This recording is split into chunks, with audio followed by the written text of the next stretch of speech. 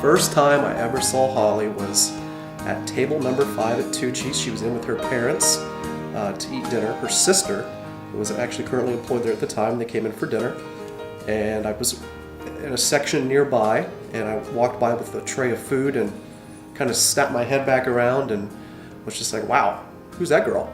I just kept finding myself going back by that table every so often, more than I probably should have, but brief glance, and then the next day her sister came into work, and it was, had a list of questions waiting on her to ask.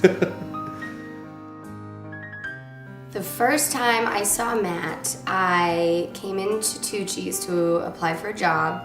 It was my first day. I was sitting at the bar. I filled out my paperwork. I was waiting for the manager to come in. I had heard there was a good-looking guy there that had seen me before, so I was kind of scoping things out, and he walked in, and he was a little bit snooty and ignored me and walked right by me, and I remember thinking, if that's not the good-looking guy, where is the good-looking guy? We ended up just kind of hitting it off after a nervous week of being shy and not talking to her. Then I finally let the guard down, and we kind of just hit it off, and been together ever since May of 2004. And then we worked together for about a week and finally ended up talking and meeting across the street over at Brazen Head and had a drink, and the rest was history. Probably when I went back to school with her, like after the first 3 months that we were together, and we had to go back up to Buffalo, and I went back up with her just because I didn't want to, leave her, have her definitely just go up there by herself too. But we got up there and spent the weekend up there, met her friends and everything, and saw her school, and had a long 3-day weekend up there with her before she started back with classes. And then on that ride home, coming back, with her still happening to be up there, it was tough. It was rough, and I knew then it was just meant to be. We started hanging out, and I started feeling things that I hadn't felt in a while and with anybody else, and I brought him around, and he met my dad. Dad just fell in love with Matt, and I think my mom loves everyone, but my dad fell in love with Matt, and it was just something that hadn't happened before. So that was a big part of it, but it was just feeling things that I hadn't felt for anybody else before, and it was special. About 5.5 years. I proposed on our 5th year anniversary, the midnight of that night. So, well, it was a week of sweating and nervousness. When you know you're going to do it, and nobody else really does, especially her. Obviously, I mean.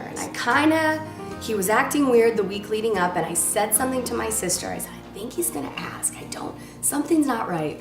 My sister knew. She called him and said, calm down, you're gonna blow it, she's gonna find out. She kind of sensed I was acting kind of weird, a little bit all day, and especially that night.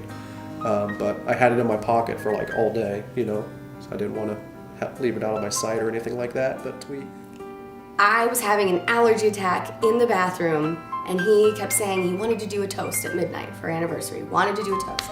And I thought, that's so weird. So then midnight came, and I had a bottle of wine, and I went to go get it, and I eagerly jumped up and I was like, oh, it's midnight, we got a toast because it was our anniversary, right? Well, so I get up.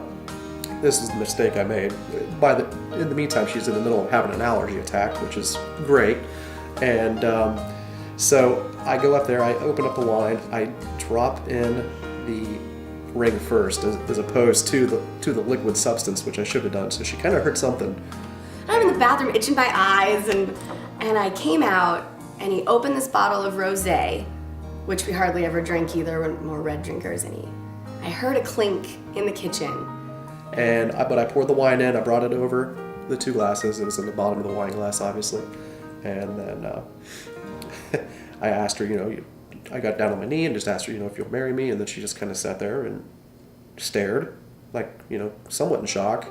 Then I asked her again, and then I think she said yes. So I thought it was just like a falsie, and I didn't pull it out, and we were talking, and he was like, "Are you gonna look at the ring?" I was like, "That's it."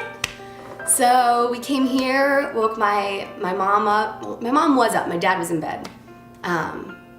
But we woke them up and we drank warm champagne with ice cubes, and it was really exciting. And it took my mom 15 minutes to go, babies! Oh! It's her personality, her lack of knowledge of sports, but she tries. She's getting better. Just her day in and day out procedure of just who she is, you know, and what she's about as a person. She really does have a great sense of humor. But I think just his humor and his sweetness and just his silliness. We're both very childlike when we're together and just goofy and joke around, and he's not overly like a comedian or anything like that, and neither am I, but I think we just have fun together and we're silly together. Have fun. And he's great with this one too. This is our baby, and he's great with her. And that's a good quality too. He doesn't mind if I put her in a dress. He doesn't mind if I put her in sweaters. She's got her pink shiny collar. And I think that's important too, because he could totally not enjoy that. That might be a problem. Obviously, when you hear this, we will be Mr. and Mrs. Berry. And I just, you know, I love you. And today's going to be a great day. And let's enjoy it. Have a good time. And just be lucky that we have each other and we can spend the rest of our lives together. I'm just happy, and it's so exciting, and it's such a great time. I'm gonna cry, and I always cry. And I love him, and I love you. I do. I love him so much, and I'm so happy. Couldn't be with anyone better. And she's happy too.